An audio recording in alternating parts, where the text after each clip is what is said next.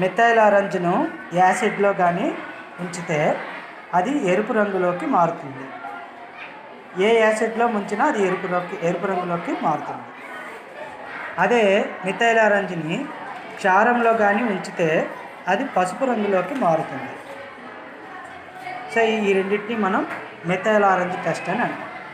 ఇప్పుడు యాసిడ్లో మనము ఫినాప్థలిన్ కానీ ఉంచితే అది ఏ రకమైనటువంటి రంగు మార్పుని ఇవ్వదు.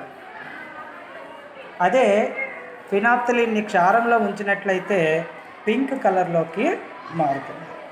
So methyl orange with acid change into red colour, methyl orange with base change into yellow color. Phenolphthalein with acid there is no change. Phenolphthalein with base is in pink color.